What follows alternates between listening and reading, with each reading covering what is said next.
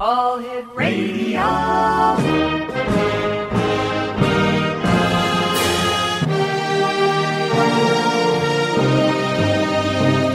Welcome to the X Zone, a place where fact is fiction and fiction is reality. Now, here's your host, Rob McConnell.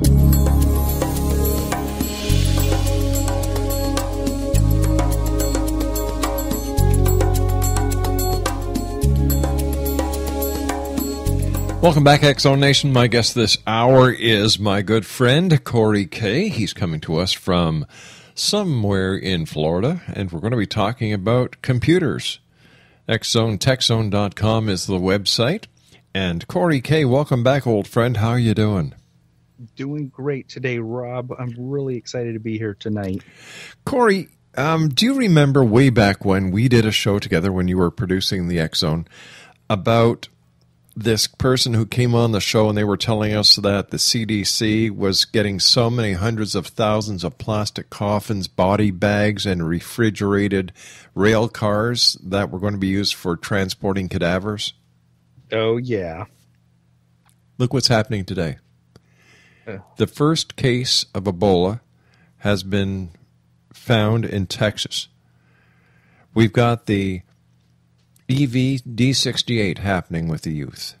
I find this very strange. And as I was telling you during the before we went on air, I said I wonder if there's a connection between what's going on with the Ebola and EVD68 and ISIL. Are they starting to use biological war? Are these deliberate plants in order to affect the American population? Are we seeing biological warfare from the terrorists for the first time? Food for thought. Oh, yeah. Yeah, and I remember back then people were concerned about bird flu. Yeah. And that it was pretty big, but I don't think it reached the alarming proportions we were thinking of, but this could be a lot worse. Speaking about bird flu, do you remember Dr. Patricia Doyle, who used to come on the show? Absolutely. And she used to talk as if she knew what she was talking about as a medical doctor, right? Yep. Do you know what? She's a veterinarian. I did not know that. Neither did I. Just found it out, and it floored me. Oh, man. There's another doctor we used to have on, and he was actually really good, but he was barred from practicing medicine in his state a couple years later. Oh, my gosh. Yeah. Well, let's see. We had Dr. Jason Rand, who was never a doctor. He said that he got a PhD from some institute in Russia. We checked it out, and he was a total fraud. It seems so easy just to go on the internet now, get a doctorate degree from a metaphysical university, and call yourself doctor. But when it comes to the true professionals who are who they say they are and dedicate their life to helping people, my hat goes off to them, and God bless that they're there. Oh, yeah. Yeah, we certainly appreciate them. Yeah. So tell me, Corey, let's talk about X-Zone TechZone stuff. What's new and thrilling in the world of technology? I mean, besides the fact that the new Apple is so thin it bends, Apple stock has plummeted. What do you think about what's going on in Apple? Did they screw up? You know, I don't think so. I think that this is a case where a few bad apples, if you will, is kind of ruining the batch. I think it was a pretty rare occurrence, and Consumer Reports actually did some tests of their own, and they found out that you would have to apply 70 to 90 pounds of pressure to be able to bend the phone in the way that people are saying. But on the other hand, the people have produced videos showing these phones bend, and it's something that we haven't seen in other devices. So it's probably a rare occurrence, but it's not zero either. And of course, Corey, as you and I both know, if it's on the internet, it's got to be true. Right. You know, my granddaughter used to carry her iPhone in her back, between her skin and the back of her pants. And I can see if somebody is silly enough to sit down that any phone, I believe, would bend. But I couldn't buy the concept that Apple would actually let this go on the market without doing the proper market research. Because these guys have been in the business since day one, and they know what they're doing. Yeah, and it seems like their testing process is rigorous. They even have a sit test, but none of the tests that I heard about really test for the phone bending or breaking like that. But I'd be willing to bet that they have one now. I agree with you, friend. You and I have to take our first commercial break. Corey K, please stand by. Exonation, the one and only Corey K is our special guest this hour. Talking computers, we're going to be talking about Windows 10 and the shell shock bug this hour here in the X Zone as we come to you around the world from our broadcast center in Hamilton, Ontario, Canada. If you'd like more information or if you'd like to chat with Corey, one place to go, www.xzonetechzone.com.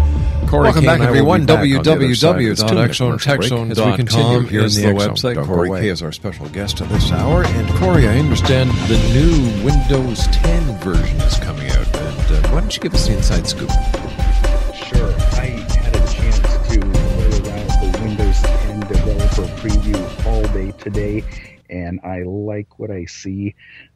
Microsoft decided to skip over the Windows 9 name completely, which was a surprise for many people. But, I think it's because 789. That's my personal opinion. But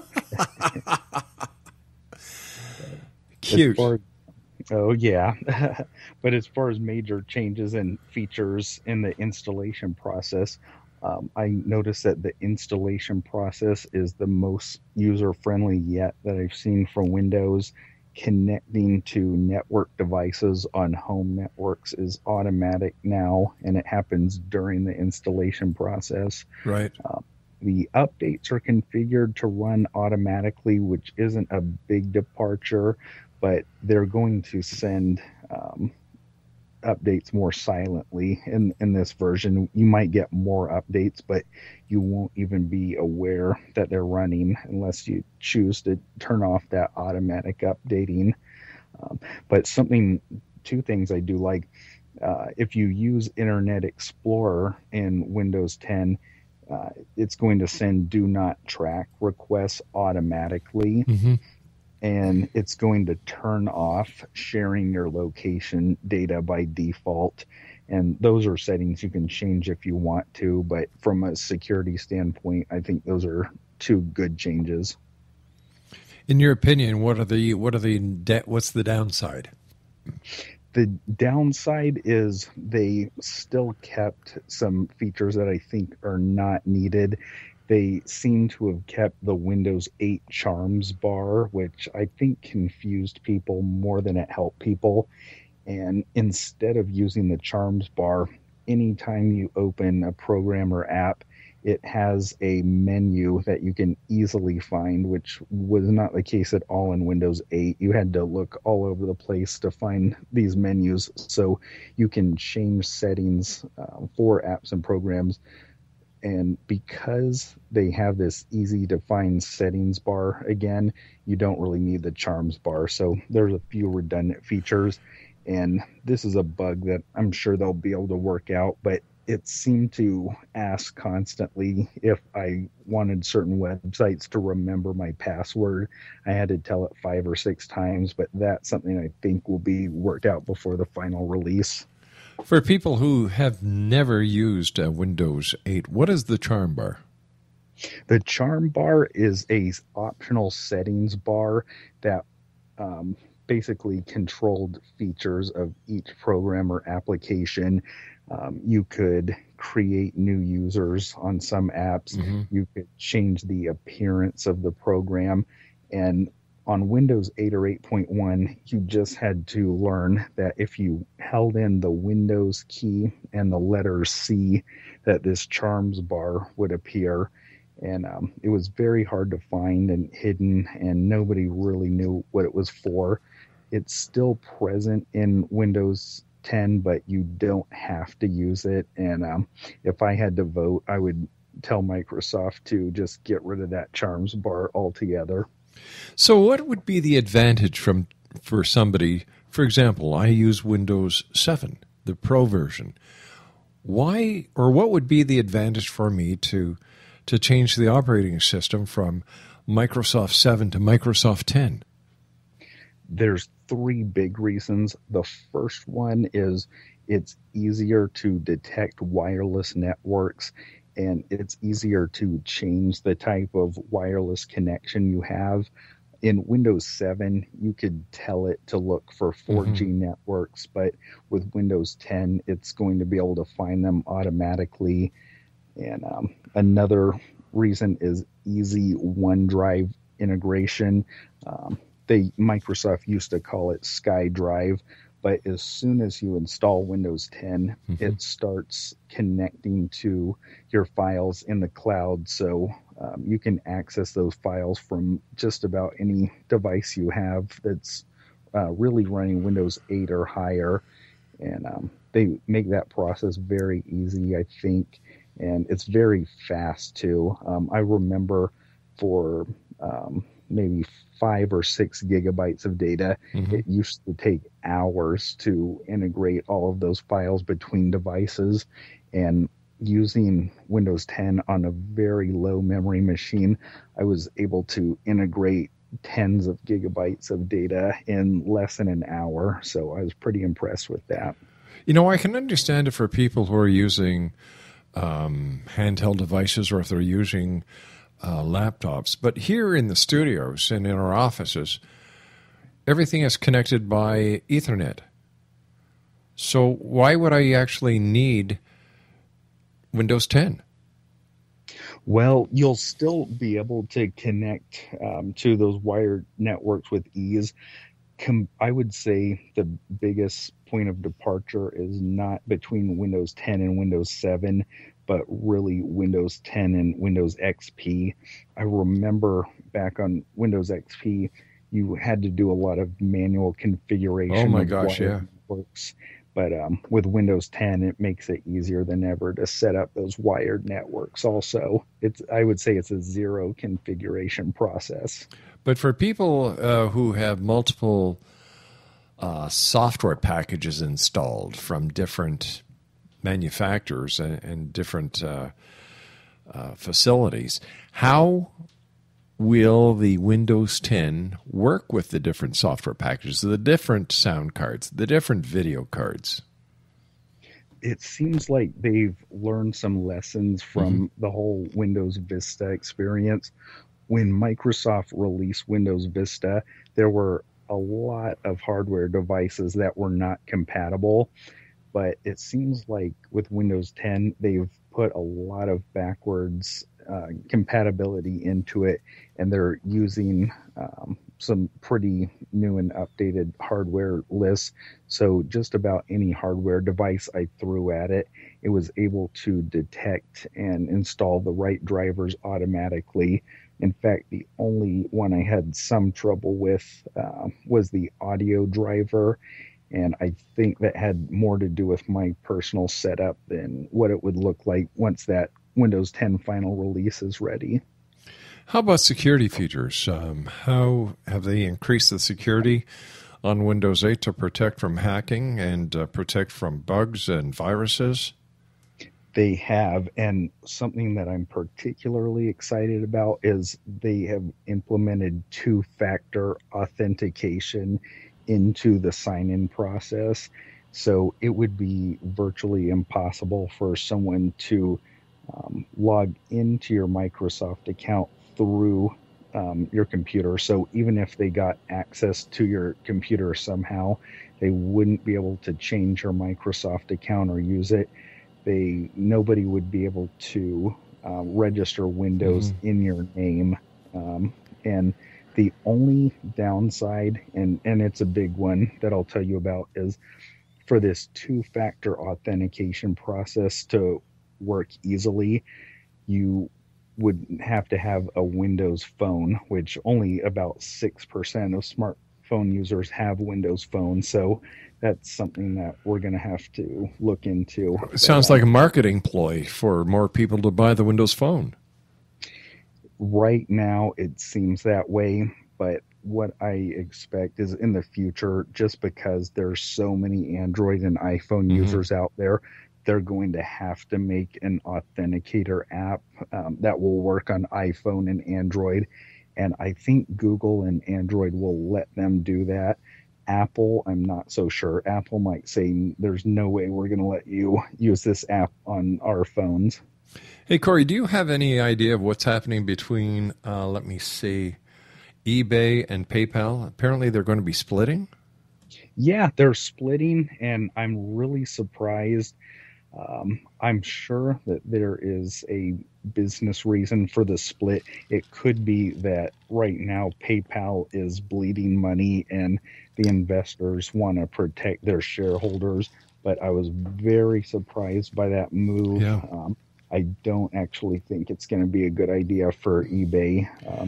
But whoever wins that contract in the future, whoever becomes eBay's new payment partner is going to reap big rewards. So I've heard rumors that it's going to be Alibaba.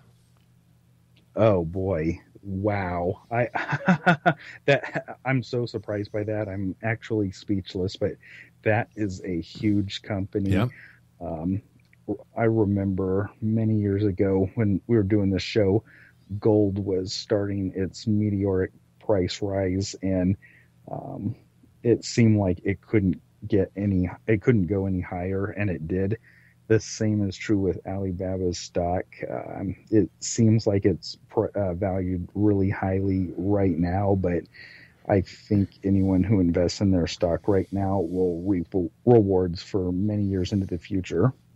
I find it hard to believe that PayPal is actually losing money as since they take money off you left, right, and center for everything they do.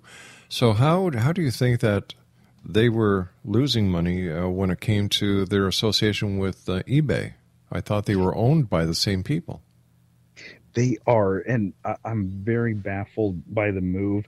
The only thing that makes sense, if they're not losing money somehow, it could be that some other company like Alibaba, who isn't subject to the same regulations, might look more promising going forward. Right. It could be that PayPal has to pay regulatory fees right now that Alibaba doesn't have to deal with. So because it's offshore. Yeah, exactly. Yeah. All right, Corey, stand by, old friend. You and I have to take our break at the bottom of the hour for the news. Exxon Nation, Corey K is our special guest, www.exxontechzone.com. That's www.exxontechzone.com. This is the X Zone, a place where people dare to believe and dare to be heard, Monday through Friday from 10 p.m. Eastern until 2 a.m. Eastern on the X Zone Broadcast Network and our growing family of broadcast providers, broadcast affiliates, and satellite programming providers. X-Zone at XZoneRadioTV.com is my email address. On all social media sites, X-Zone Radio TV, and our website, www.XZoneRadioTV.com. Corey K. and I return on the other side of the news. Don't go away.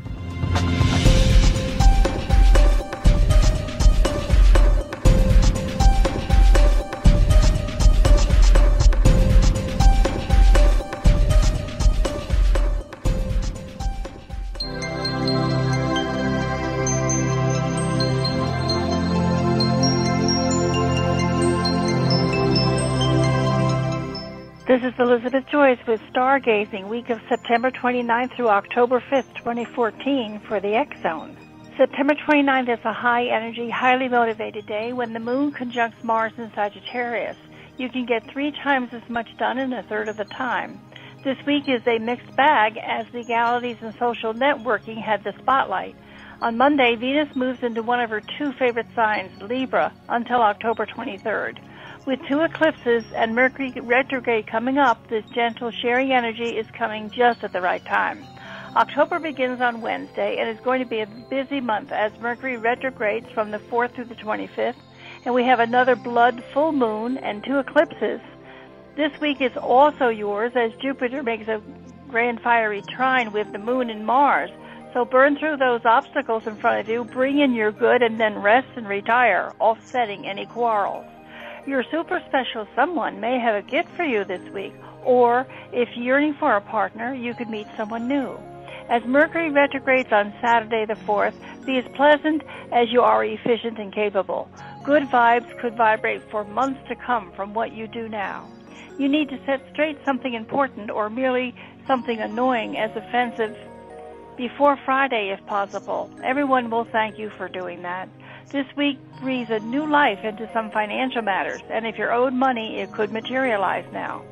On the weekend, a first-time guest could bring something unexpectedly wonderful or say exactly the right thing and unwittingly solve a problem for you, so pay attention.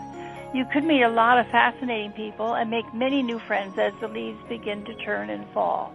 You will also take up a creative new interest or hobby.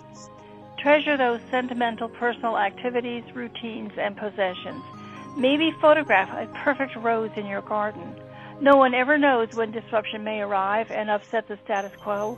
There could be an announcement of some kind of new technology, or we could witness whatever it is capable of doing somewhere in the world. We are on high alert this weekend, the 4th through the 7th. Be sure to say some prayers for world peace. We will need each and every one of them come next week. And for more information, or if you'd like to arrange a private one-on-one consultation with Elizabeth Joyce, her website is www.new-visions.com. That's www.new-visions.com. Corey Kay is with us this hour. We're talking about XZone, TechZone.com. And Corey, during the commercial break, you actually went and checked out the financials of PayPal, and apparently they're doing pretty darn good.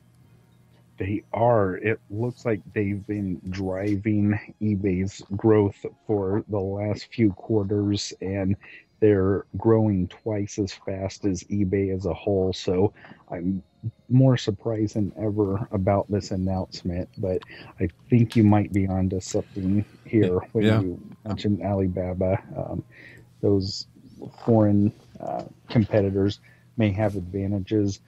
It looks like they also may be hedging their bets on mobile payment growth, which is a neat idea. I think it will grow, but probably not as much as they might think. If I were in their shoes, I would probably stick with PayPal.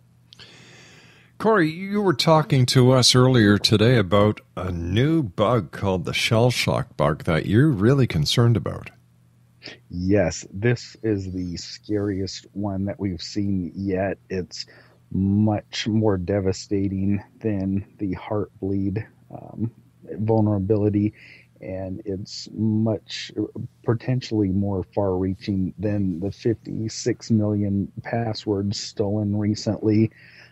With shell shock, any Unix-based system, which for all practical intents and purposes is any non-Windows system, is vulnerable to this shell shock bug. It allows an attacker to execute commands remotely, which is what you always fear and you hope will never happen.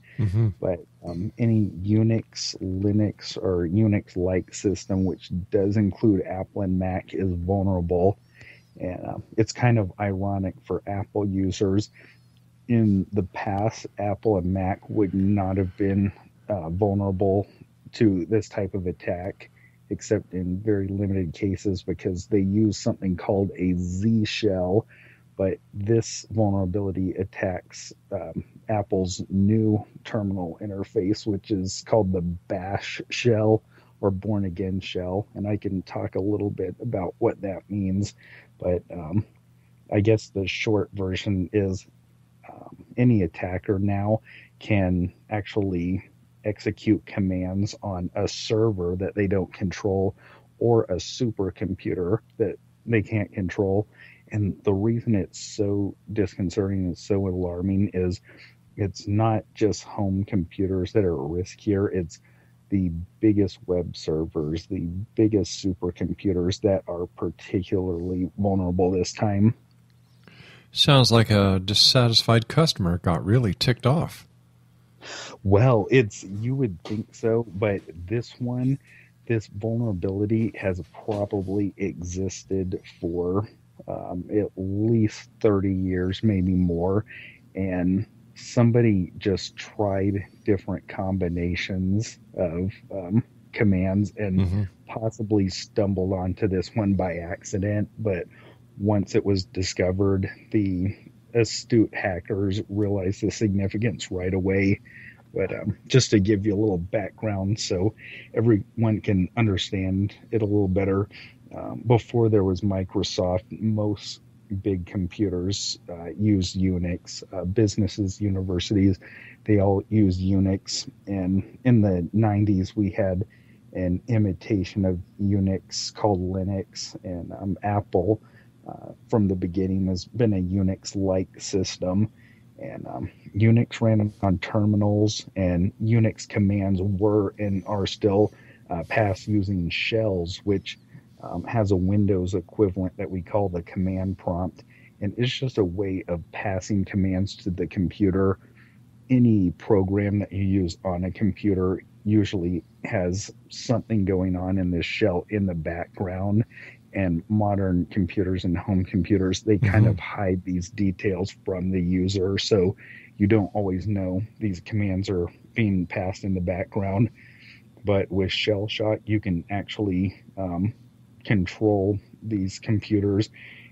You could bring down entire servers. And I guess what is especially alarming is with other types of hacks, they're very focused and they cause a very specific type of damage. With Shell Shock, you could pass almost anything to a remote computer, and that includes viruses. Oh my gosh. You can send a command to request the current user's username, which you can later use in a password attack. Just about anything you can imagine. And I've gone online, and I can't download this stuff without getting caught, but there are people all over the world now, hackers that are making scripts that you can use to remotely spread these viruses, and it is just bad news. So is this something else that Apple has to look out for, because they had that big breach with the cloud a couple of weeks ago? Up until recently, I've never heard of Apple being targeted by hackers. Yeah, it's sort of the fairy tale around Apple and Linux is it just wasn't vulnerable to viruses. And even with the recent attacks, the vulnerabilities were not with Apple or Linux per se, but they were with Java and Adobe on Apple systems and Linux systems. So it still wasn't a Linux or Apple weakness. But the Shell Shock weakness, it actually is a fundamental weakness in the shell that modern Apple and Linux systems are using. Like I said, a few years ago, the Apples of a few years ago, they weren't vulnerable because they use a completely different type of shell. It's actually the newer Macs that are most vulnerable to this weakness. So how do people prevent their systems from getting this, or their servers? Is there anything on the market that would actually be able to detect the Shell Shock bug? Here's what you have to do, and anybody who has a Mac, I encourage them to do this right away. You want to update what is called your bash shell, and they have just released these updates in the past few days in response to Shell Shock. So update your bash shell. If you need assistance with that, don't be afraid to call Apple. I think they're going to integrate this update as part of their regular security updates. So within a week's time, if not already, if you just run your normal Apple security updates, you'll be good to go. But a lot of the burden for clearing this up is going to be fall in the hands of web servers and system administrators, because you can protect your own computer. That's easy enough. But the websites that you do business with, or even for us, the websites that we have hosted on BraveHost, they could be vulnerable to this weakness. And unless the web administrators update their bash shells, they're still going to be vulnerable. So it seems that at this time, based on what we've been talking about, Corey, having a Windows system seems to be the solution. It is. It's very ironic because historically, Windows was supposed to be the dangerous one, but Windows users are particularly not vulnerable to this weakness. The only Windows users that have to be concerned are actually people like me that use a non-standard configuration, and I actually have a fake bash shell on my Windows computer, which as soon as I heard about shell shock, I had to go in and update that. But I'd say only 1% of Windows users have that type of configuration. So yeah, Windows users do not have to worry about shell shock. Now, do they have any idea where the origin of shell shock is? Could this be another attack, another computer attack that we're looking at? I don't think so. Not like some of the attacks we've seen recently. They originated from cyber criminal groups. This one, I almost think it was done by accident. I don't know who the individual is that might have originated this, but I think it was a skilled programmer who was just trying different combinations over a period of years, and finally he ended up coming up with something. I almost think this one was discovered by accident.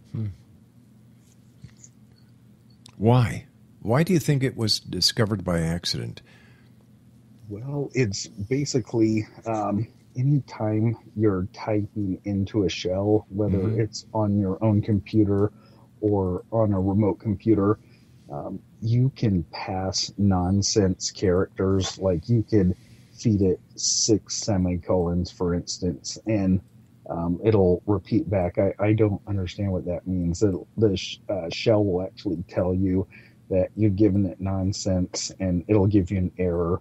But with this person, they basically use double curly braces. This is a very simple attack. They fed double curly braces, a semicolon, and just a basic print command into the shell.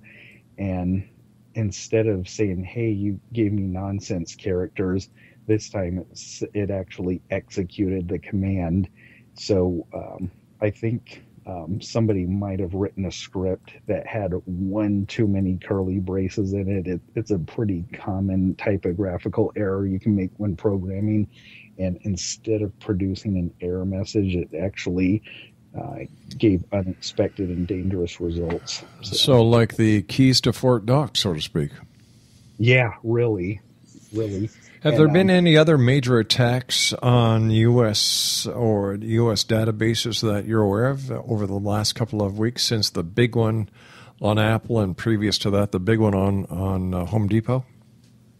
There has been, and here's another one that's very concerning.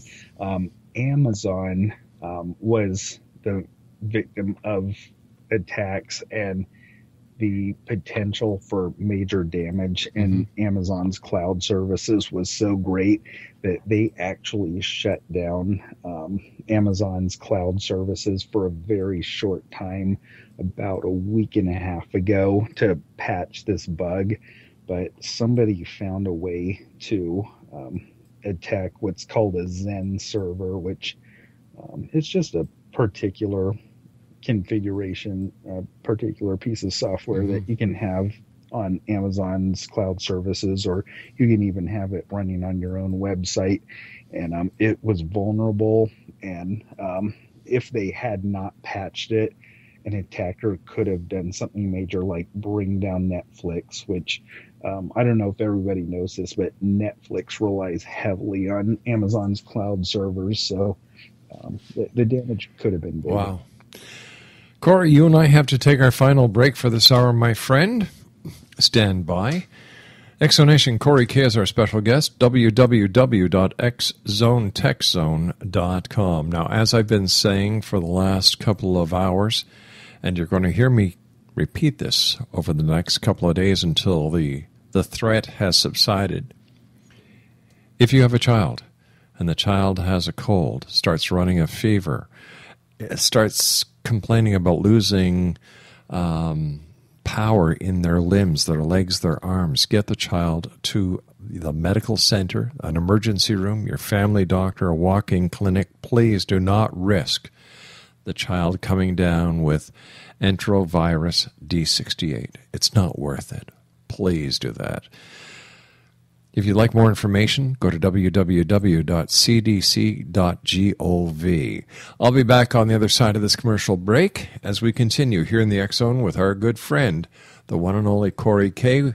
And the website to go to is www.xzonetechzone.com. We'll be back after this break as we wrap up tonight. Don't go away.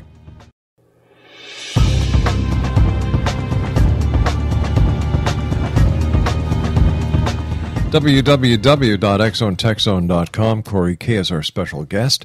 And Corey, there's been a number of shakeups within the administration in the last week or so.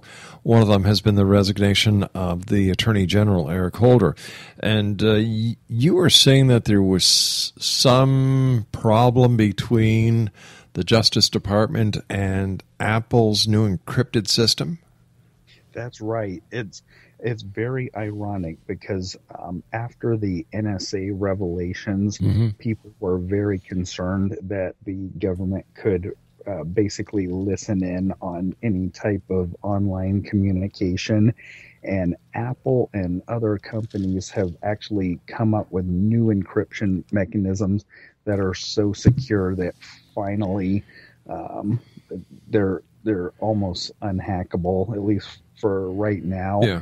So they're very secure. It seems like it's everything that we want. And yet, now that this has happened, the FBI and the Attorney General both are upset with them because the NSA, the FBI, other law enforcement agents, they don't have a backdoor now into mobile phones particularly, which it is very concerning because you could have somebody with child pornography on their phone, and with these new encryption systems, if the police or law enforcement confiscate this phone, they can't read the data now if they're using these new encryption systems, and they're basically demanding a backdoor be put in. So after all these weeks of outcry about these backdoors even existing, now they're absolutely positively demanding that they be put on there.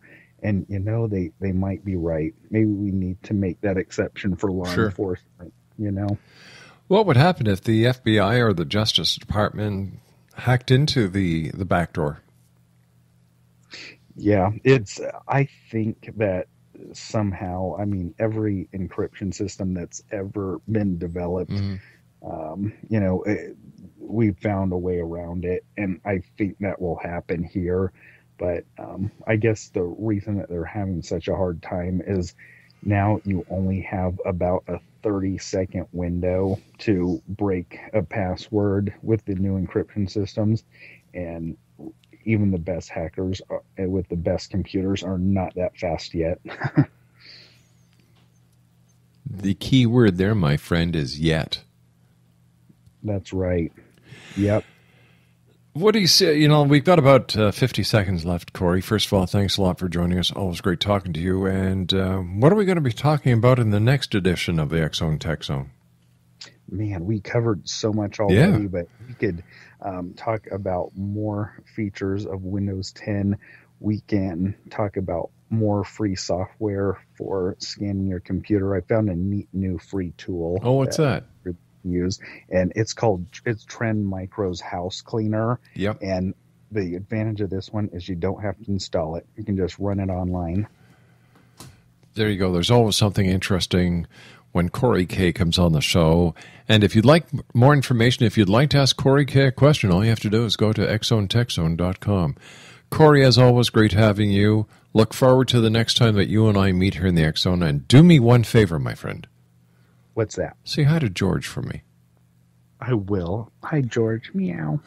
Corey, take care of yourself. Regards to the missus, your son Chance, and until next time, be well and be safe. You too, Rob. Take care, my friend. Exonation, Corey K is our special guest. We try and get Corey on at least once a week, but he's a very busy guy. But if you have any questions, if you'd like to get his take on something, all you have to do is go to www.xzonetechzone.com. Well, that's it for tonight. I'll be back tomorrow night at 10 o'clock as once again we cross the time-space continuum to this place that I call the X Zone. If you can help somebody out, please do, whether it's food, money, shelter, a meal. Always keep your eyes to the sky and your heart to the light. Good night, everyone.